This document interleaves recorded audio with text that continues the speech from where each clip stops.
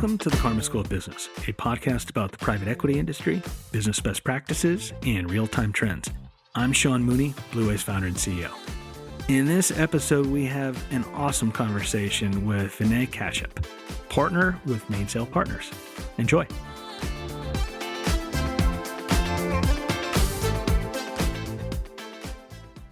I'm super excited to be here with Vinay Kashyap. Vinay, good to be with you. Good to be with you, Sean. I've been looking forward to this one for a long time. We're going to be talking about one of the most exciting parts of the world for a whole variety of reasons in the world that you live and breathe in the tech world and the software world. There's just huge amounts of historic change going on. So this will be, I think, a very interesting one to dig into. But before we go into some of the meat of our conversation, I want to know more about you, Vinay. Can you share a little bit how you came up, how you got into this industry? What's a little bit of your backstory? Yeah, absolutely. So I grew up in North New Jersey, about 45 minutes outside New York City. My parents both immigrated to the U.S. from India in the 70s. They were both doctors, not in finance. And so our dinner room conversations were about their patients and really interesting problems they were solving. But my dad did read the New York Times front to back every day for maybe 40 years. And so we also talked about current events and politics. And so when I went to college, I decided to study economics and international relations, just sort of as a way to better understand how the world works. And so that was my hypothesis with those majors. And as I progressed, got interested in how markets work and companies work. And after very short stints in investment banking and in consulting, sort of worked my way into a job at Summit Partners as an associate in 2006. And so I was cold calling executives that were twice my age, trying to convince them to have conversations with Summit about taking liquidity with their profitable companies during the day. At night, I was working on deals and reading all the investment memoranda they had. It was all on a drive, and there was maybe 200 deals I could read through, figure out what worked, what didn't work. And I loved it. I learned more at Summit in a month than I did in over a year of consulting and half a year of banking. And so with that background, I got really interested in some of the investments that Summit had made in the 90s when they were sort of coming up in the industry. And then after going to business school, I was introduced to the co-founders, the Mainsail Partners, who also were Summit alum. And they were sort of starting it all over again. And the thesis they had was, hey, let's go create some of that success that Summit and TA Associates had in the 90s, finding great bootstrapped software companies sort of between the coasts that were profitable, growing quickly, but could use some help, primarily providing liquidity, but also primary capital, and focus on winning those investments through relationship building and growing big companies, and then selling them up the value chain of private equity. So now, 11 years later, still here at Mainsail, having a ton of fun, loving my job every single day. I love your background on a couple fronts. I didn't appreciate the Summit lineage to Mainsail. So you have two storied firms, two iterations of the storied firm in your experience, and that has to have been fascinating. The other thing you mentioned that is really near and dear to my heart, really through the eyes of my kids, is you growing up with kind of a two-doctor family. My kids go to a school in Nashville that's kind of quasi-affiliated with Vanderbilt. And so there's a huge proportion of children there that have two-doctor parents who are working at the Vanderbilt Medical Center. And so I just always have to profusely apologize to my kids for the relative gene pool that they received vis-a-vis their friends. So I was like, you're gonna be fine. You got your mom's genes, but through dad, you're gonna be fighting with one arm tied behind your back. Yeah, and it's interesting. It's even their professions. My mom was a developmental pediatrician, or she still is, and my dad was an orthopedic surgeon, and even they're very different. My dad's more mechanistic, process-oriented, sort of a carpenter, but my mom's, from her, just great empathy, great listening skills. And so you sort of pick up on these things and they influence you over time. Yeah, you have this kind of scientist mindset, this problem-solving set of parents. It's not surprising that led you to where you are. I'm sure the dinner table conversations were pretty fascinating. Were you ever tempted to kind of get into the quote-unquote family business?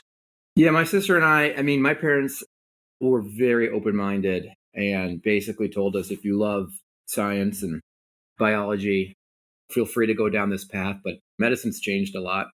Some of it not for the better, unfortunately. And so I think their perspective was, you got to really love it if you're going to do this. And so as we sort of, my sister's in education and administration, I'm in finance. And so they just supported us in any direction we wanted to go. That's great. But what a great background to have. And then it clearly, the coaching you received as a kid, it worked out pretty well. And so, and that inherent kind of like thrust to be curious and kind of find your own journey is also just a tremendous gift. Yes, absolutely. So maybe peeling back the onion a little bit here, Vinay, one of the questions I'd love to ask is, we'd know you better if we knew this about you. What's one of those things? So I grew up in North Jersey. Aspects of my childhood were pretty traditional, upper middle class suburb. I was a lacrosse player. I played lacrosse all the way through college, Division III, but really enjoyed the lacrosse program. But I'm up at this small school in coast of Maine called Bowdoin College is where I went to school. And I've always been really into music. And so one fun fact, I guess, is that a friend of mine, he was from the Chicago area. I'm from the New York area. We listened to a lot of hip hop music, and there was a radio station on campus. And so we actually, for several years, had an underground hip hop radio show in Brunswick, Maine. And I think our listenership peaked at about 3 people, maybe 4 at various times. We had so much fun just finding obscure up and coming hip hop artists. They call it like digging through the crates. And I've just always loved sort of looking through the mainstream and finding quality. And that was really fun. I still listen to a ton of music today, and most of it's not top 50 type music, but that was a really cool experience. That's amazing. I always thought about doing that in college, and then I realized I didn't have good taste. But Well, I don't know if we did either, given the 3 people who listened, but it was just, we had a really terrible slot also being in rural Maine. I'm not sure the hip hop listenership overlapped very well with the demographic. Were you all in the Biggie camp or the Tupac camp? Significantly more Biggie, but early. Yeah. Real early Biggie. And we were just trying to find the stuff where he was more technical and innovative. And then as they got more popular and all the money came in, like the quality of the music just inevitably went down. Same thing with Jay-Z. Like the first Jay-Z album, Reasonable Doubt, is incredible. After that, it starts going downhill, sadly. What was like one of the other kind of like gems you think about, like just getting in real early on someone where you were playing their songs or into, and then they just like blew up and you're like, whoa. Well, I mean, I can't quite know if I take credit, but like even like Nas, like his first album, Illmatic, I think is one of the greatest geniuses of music of all time. I mean, the guy was, I think, 17 or 18 years old when he recorded it, and you just listen to it and what he was talking about and rapping about and the quality of the music and the beats. DJ Premier was his DJ. It was awesome. Just a lot of the first albums were the best in my experience when they were sort of new and innovative, and it was just really mind-blowing. I went to college in Georgetown in the 90s. You got all of those kind of like Virginia, Maryland kind of college bands. And the big one that we got exposed to was Dave Matthews. Sure. Not hip hop. Yeah, everyone. I went to see him play at Giant Stadium. That was part of everyone's childhood growing up, probably in the 90s. Hey, as a quick interlude, this is Sean here. Wanted to address one quick question that we regularly get. We often get people who show up at our website, call our account executives, and say, hey, I'm not private equity. Can I still use Blue Wave to get connected with resources? And the short answer is yes. Even though we're mostly and largely used by hundreds of private equity firms, thousands of their portfolio company leaders, every day we get calls from everyday top proactive business leaders at public companies, independent companies, family companies.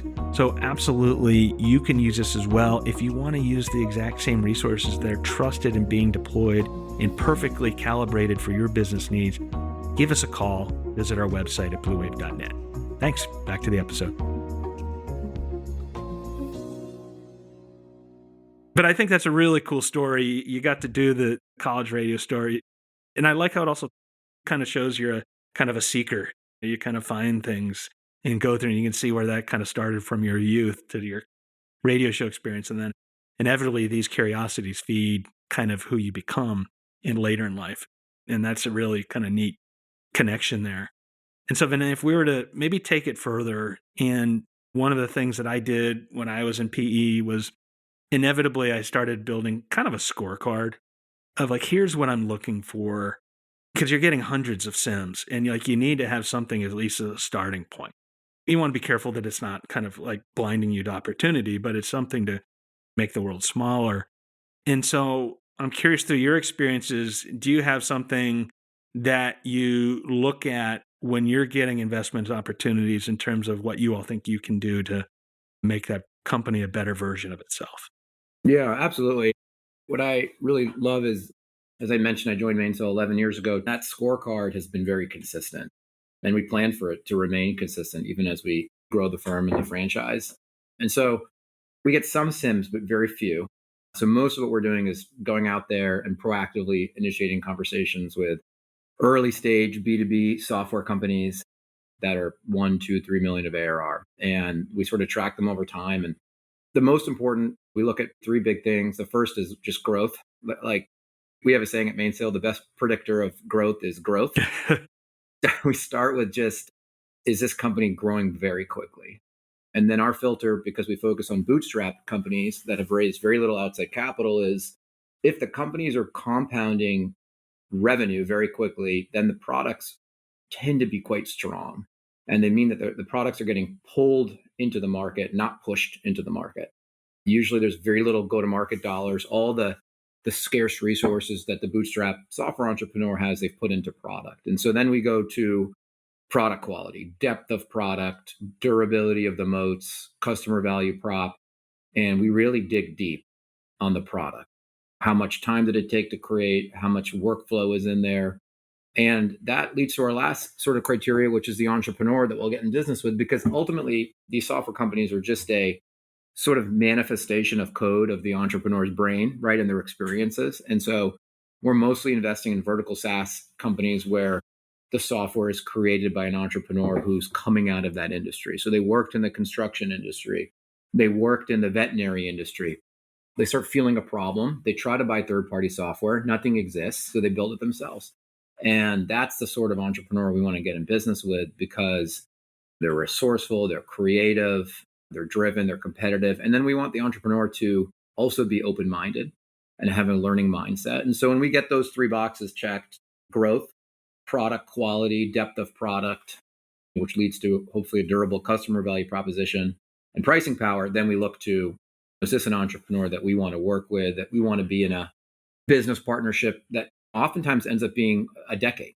Our average hold period is 4 to 5 years, but we oftentimes recap and keep going with these companies. And so that's where the relationship building process is really important. And on average, it takes about, we have it sort of track our sales cycle at Mainsail from first outreach to when we make an investment.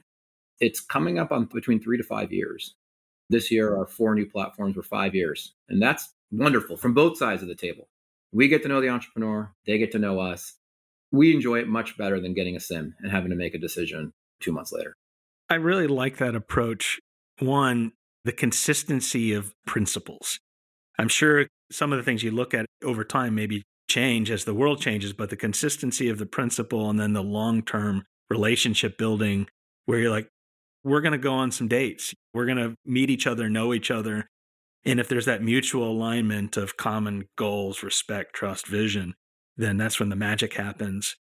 And I really like as well kind of your mindset on looking at these kind of bootstrappers. And those are the types of companies I was investing in, kind of information data analytics, kind of like scientist run businesses. And when I had this kind of crazy mindset with Blue Wave, where people thought I was insane, I worked my whole life to become a partner at a P firm, and then I'm going to do a startup to really just solve my problem. And I was like, well, if I'm going to do this, kind of like you much more eloquently describe what was in my mind, is like, I've got to do like the private equity version of venture capital, where we're going to take some friends and family money, but then we're going to be really clever with it and constrain the model, knowing that that drives innovation. Like so many of the peers I had who were doing other things, it was just so capital inefficient because they were just throwing everything against the wall and seeing what stick. In the meantime, they're getting diluted down to, during the most dilutionary period of a business, down to levels that I was like, I just don't like that expected value calculation. And so what you're describing, it seems like you're probably getting quite a bit of like ingenuity out of these entrepreneurs as well. They just need now a little more fuel to get over that next hump. Yeah, absolutely. I mean, the culture in these companies is definitively frugal by necessity. And to your point, we find that bootstrap entrepreneurs have a very heightened sense of opportunity cost that is very useful over time. Because I mean, as you put the primary capital on the balance sheet, as you build out infrastructure, and then you start making longer duration offensive bets, that mindset and that culture persists. and ultimately leads to profitable growth, which is what everyone has to achieve eventually. And I think our companies are able to sort of achieve sooner just because of that founding bootstrap philosophy in the business. I think that's great. And it's that cleverness that you're almost ingrained in. You have to be it, and you become a custodian of the balance sheet as well as the P&L. Yeah, well said. So you've built a relationship with the business owners. You know that you're aligned. You think that you can provide some fuel to help them really reach that next level, because inevitably you need that extra fuel just to get to the next level. Because as I've even experienced here, it's like you're growing fast each year, but that number, the added dollars becomes bigger and bigger and bigger. And when you're trying to do multiple things across the tech stack and go to market and all those things, sometimes you just need a little oomph to get over that top. And so I'm sure that's where you all add a lot of value. So you've made the investment, you have that alignment that you've taken years to develop. Then what does Mainsail do? What is your approach? How are you adding value in addition to the capital with these businesses? Absolutely. I mean, it's critical and frankly, the funnest part of our job. I love the hunt. We love getting up every morning and searching for needles in a haystack.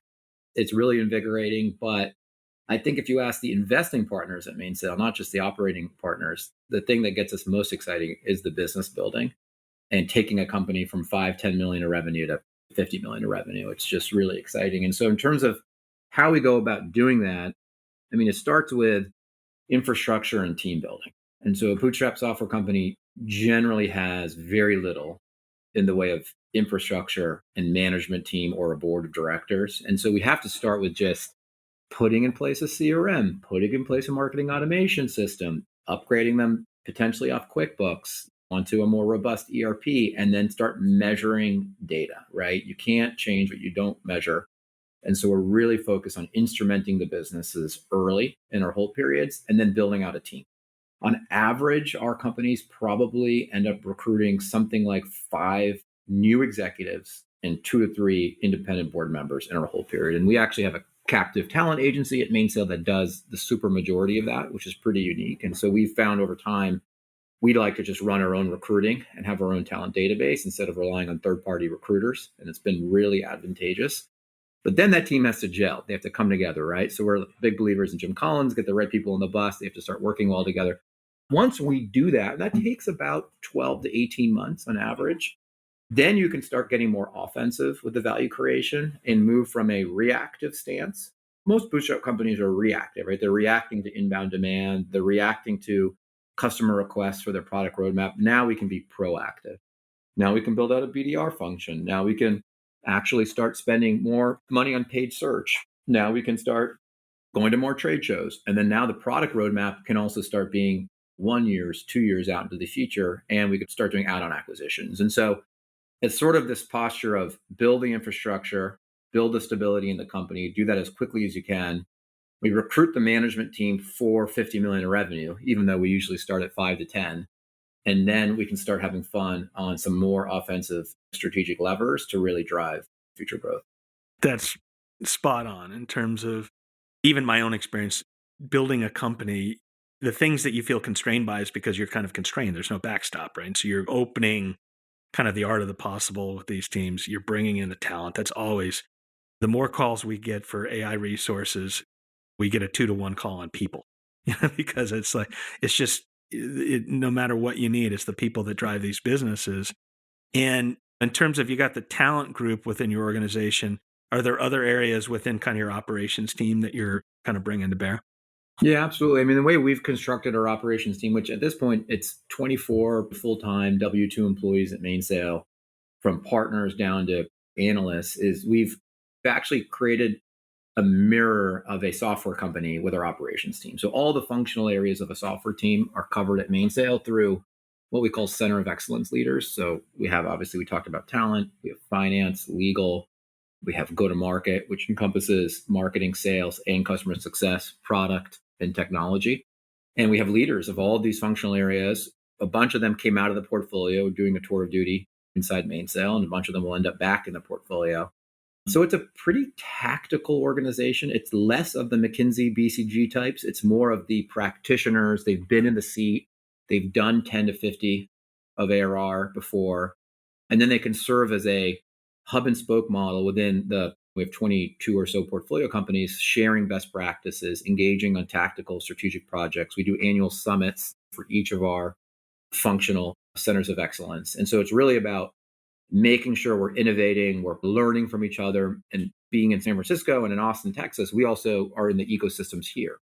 I'm sure at some point we could talk about AI, but I mean, it's on everyone's mind. And having half our team in San Francisco, paying attention to what's happening in that universe, and then being able to push that out to where our portfolio companies are, which they're not in the Bay Area, is just another way we can disseminate best practices and sort of stay one step ahead of the curve. Once again, I think that's spot on. And not only is it lonely at the top of the portfolio companies as a CEO, but also your business functional unit heads. And that's something I think that's often lost on. And it seems the way that you're approaching it is not only does the CEO get a sounding board, but so does your head of marketing, so does your go-to-market group, so does your finance group, or whatever it is. They have people that are subject matter expertise that they can use as sounding boards within your organization and not try to recreate the wheel each time. Yeah. One of our entrepreneurs put it well. They said, we don't want to pay the dumb tax. And so that's what we're trying to avoid. Story of my life. Yeah. If my life were up to me, I'd be in trouble. So I've Frankenstein myself through a lot of ways. Today's episode is brought to you by Blue Wave. Building a business is hard. Top third parties can help you create value with speed and certainty, but it's difficult to know who's best. That's why you need the Business Builders Network. Visit Blue Wave at BLUWAVE.net to learn more and start a project today. So maybe with that in mind, where you talked about kind of some of these big themes, in some ways, at least I think it's one of the most fascinating times that you could be alive in if you're open and to and embrace change, right? It reminds me a little like a faster moving version of what happened in the mid-90s when the internet was kind of democratized through Netscape. And then there's all this craze and all this turmoil, but eventually it started settling into people understood the tactical applications of this new technology that was emerging versus like pie in the sky. I'm curious, Vinay, like as you think about now, are there some value creation opportunities that you are engaging with that other business leaders you think should also be thinking about?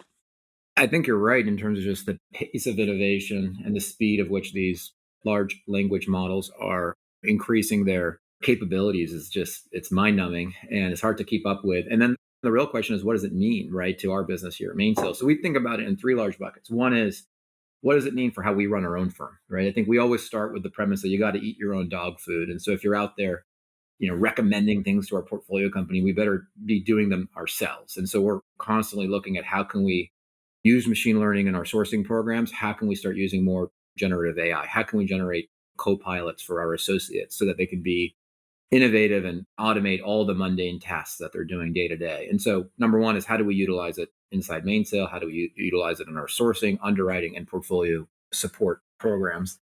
Number two is, how do our portfolio companies use it? We're seeing really interesting use cases right now. One of our companies presented at our customer success summit recently and said, we're not going to hire another customer service rep ever. And this company is doubling in size. And they think they have the tech stack now between 5 or 6 different tools that they've stitched together, one of which is OpenAI, but there's a bunch of others where they're automating so much of the customer service work that they just don't need. They're doing it with quality. They're doing it with very high CSAT scores, NPS scores, and really efficient ticket resolution. And so that's a sort of call to arms for our entire portfolio. And that's the real tangible and exciting use case. And then with our companies, AI will eventually really impact code development.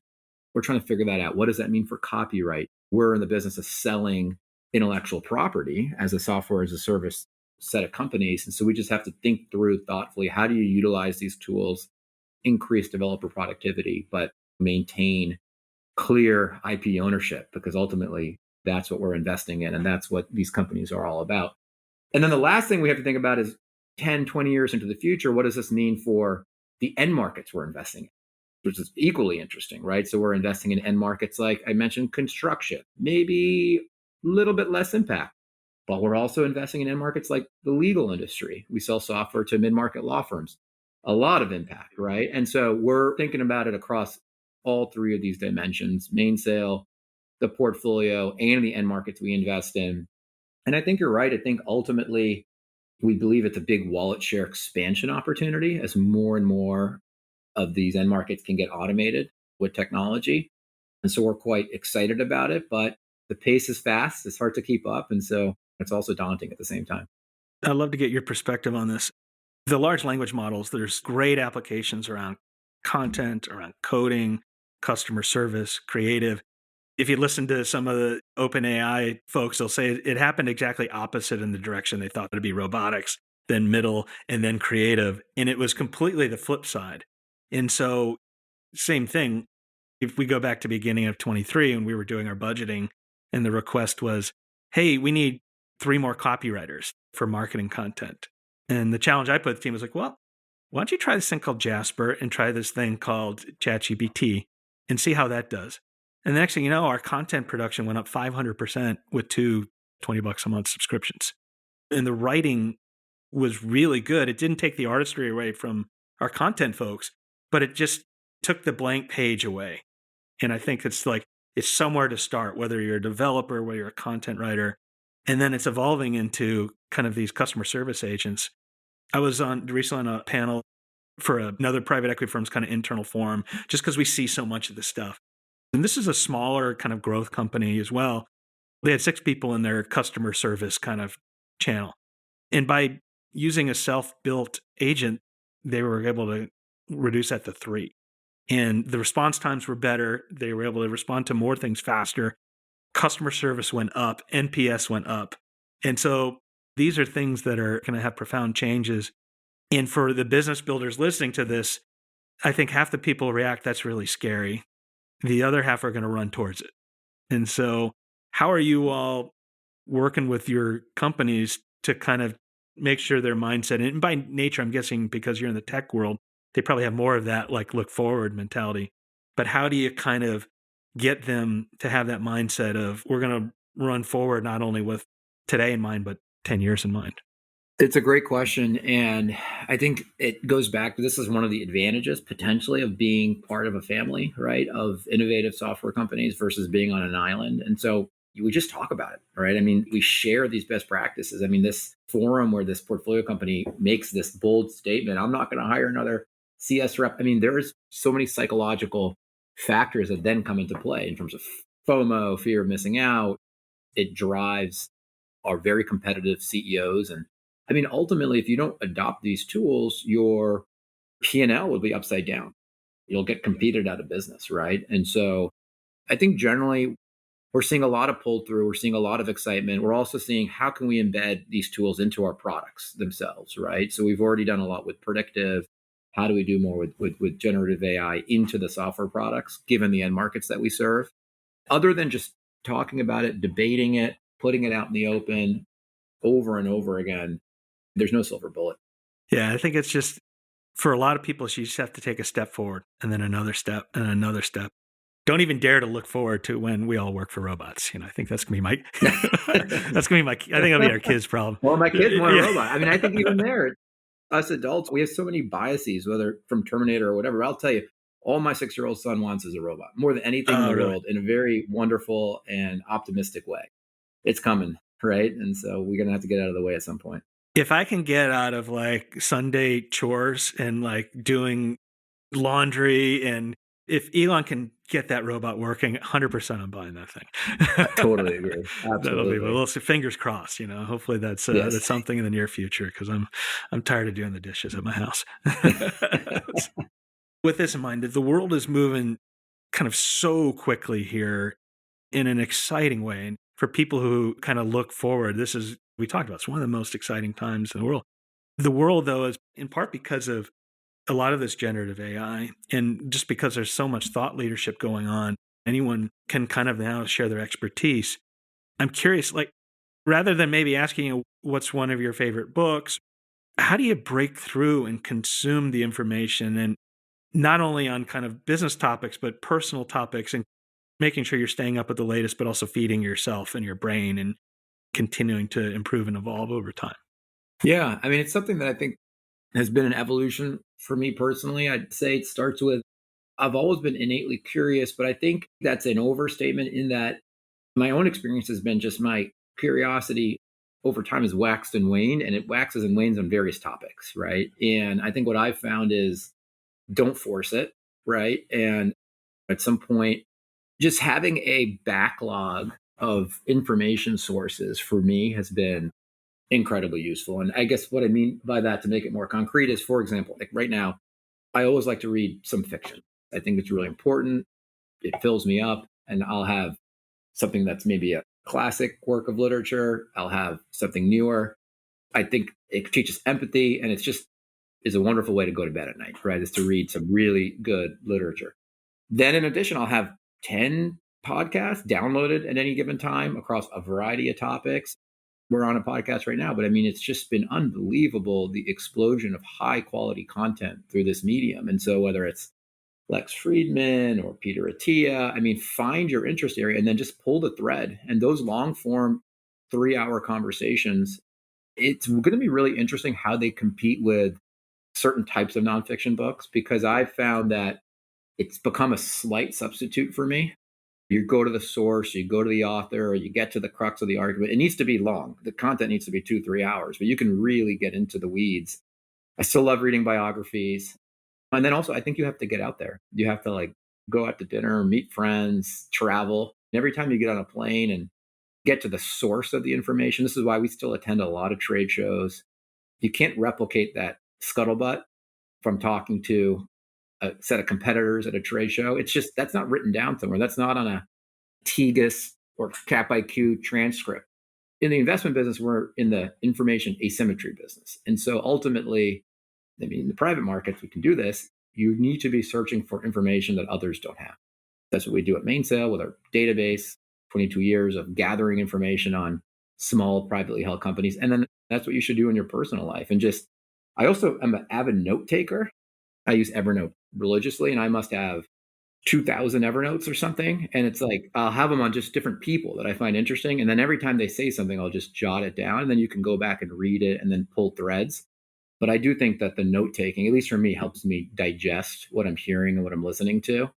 And that's sort of my current system. I'm sure it's going to change over time, but it's really fun.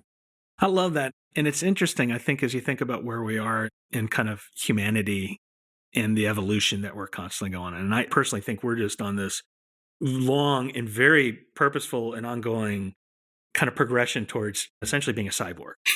It started, but if you think about it, it's like the internet made it move information possible. The phone brought it with you, the iPhone, but an awful interface. The AI is distilling it much faster. And then eventually, now you got the glasses. I still won't wear the Apple goggles. It's getting closer and closer. And so your ability to digest and consume is much greater, but also your requirement to do so is greater. And so I was talking with an educator recently, and they were saying, and also in concert with like business, like there was a long trend towards specialists.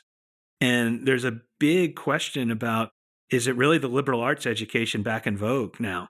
Because it's people who are trained to think and use tools and digest. I think the people that can, what you're describing to me is I perceive it as kind of like, it's not or, I'm not going to do this or that, I'm going to do and. Yeah, and then to your point, it's the synthesis of those data points that gets really interesting, right? When you're like, oh, I just listened to this on this podcast and read this and this, even this old novel, and then it connects to this conversation I just had. And then that's where there's some connectivity between the neurons. But the other thing I think, though, is in this information age, you have to find the time to be quiet, right? And so I have a meditation practice. I've been doing it for a long time. And I don't know how people don't, because I think you need that foundational, whether it's walking quietly, take the headphones out, right? I mean, you just can't have this constant noise coming at you. And then I think you have to filter out the nonsense. And so there's newspapers I can't read anymore that I used to read 10 years ago, just because it's become nonsense. And so you have to find the right sources and then get rid of everything else. It's so interesting you say that, because I completely agree. Now the world is awash. You can have information and content anywhere you go at any time. And it's all fascinating, but you got to find that time to be quiet. So I too, when I was in PE, my brother-in-law, who was in the US military for a long time and did kind of interesting things, he's just like, man, you got to learn to quiet your brain. And so he had been a big proponent of that in the field that he was in. And so he put me onto it. And I was like, well, but I don't want to do like flowing robes, because that was my mindset on it. He's like, no, like you don't have to do it. Like, just get the Headspace app. Like, start there. That has had such a profound change to me. There was a social media clip that came across my stream. The algorithms are very good. And it was someone describing like, yeah, we didn't have meditation in the 90s, as a Gen X 90s person. We just had something called like go outside. So, but you didn't have the information. You didn't have this constant influx here. The earbuds in your ear. You go outside now, everyone's got the earbuds in their ear, right? It's just, no, you're going to go outside and you're going to be alone with your own thoughts, which is incredibly scary for me to be alone with my own thoughts. But, but I think that's really such a good point, that you got to have balance in things. You can't just be consuming 24/7. Your brain is in some ways a muscle. And if you're not letting it kind of rest, at least mine goes a little haywire. So I appreciate that. One more tap down on the content. Is there any type of fiction that you like? What kind of things do you kind of dig into? What's interesting to you now, I guess? Right now I have on the bedside table Brothers Karamazov. They're classics for reasons. And the writing, it triggers something in me, both profound and I find it very humorous, which I enjoy. It's just a true masterpiece. And then I'm reading another great book right now by John Boyne, The Heart's Invisible Furies. It's a beautiful book about someone who's gay growing up in Ireland in the mid 1900s. My sort of feeling on reading is the same in that I also start and don't finish lots of books, or I come back to them. And so I think, again, for me, the journey has been, don't force it. Follow your curiosity. I'm often in the mood to read fiction at night, and I'm often in the mood to read nonfiction in the morning. I don't know why. It's my biological clock. So I sort of follow that and I don't force it. So you just sort of feel your way through learning in a way that's, I think, authentic and natural, and it makes it really enjoyable and fun. Don't make it a chore. It's such a good mindset on that. And, similarly, I probably have 20 books on my side table, and my wife thinks it's insane. And it is, to be fair. Yeah. But it's like you read a chapter here and then you dabble there, and then I'll do a podcast. And I have this concept that I call broccoli with cheese on it.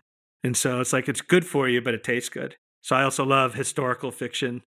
The way I first became really kind of enthralled and familiar with the school that you attended was through this great book called Killer Angels, Pulitzer Prize winner about the Battle of Gettysburg. And one of the main characters was a professor at Bowdoin. And so it was such a great book. So the institution you attended always had like legendary status. It's a true liberal arts school, and it's very interesting. The president of Bowdoin was in San Francisco last week. We had lunch with her, and they're grappling with, what are we doing to prepare these students for the age of AI? Her daughter works at Anthropic, actually, which is really interesting. And so you may be right that it's the classical foundation of a multifaceted education is most important. But I mean, they may also need to learn certain things have to become core curriculum, like the ability to work with data, manipulate data, write certain queries, whatever it may be. But I empathize with being a sophomore or junior in college in that I would find it exciting, but also, as I said, daunting, just because they're entering into an age where certain professions may not exist in 20 years. The internet was disruptive, but I'm not sure to that degree. I mean, obviously it moved things around, it democratized information, but I know she's thinking about it a lot. And so that'll be very interesting. Interesting is the right word. And exciting, but daunting all at once. You'd rather have it that way than the opposite. So yeah, maybe we live in interesting times, right? We are living that saying. So Vinay, this has been a really interesting conversation. I've learned all sorts of things that I wish I knew before.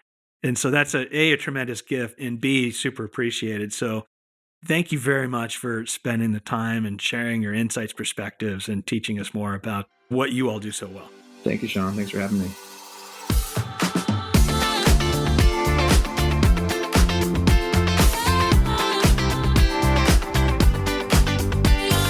That's all we have for today. Special thanks to Vinay for joining. If you'd like to learn more about Vinay Kashyap and Mainsail Partners, please see the episode notes for links.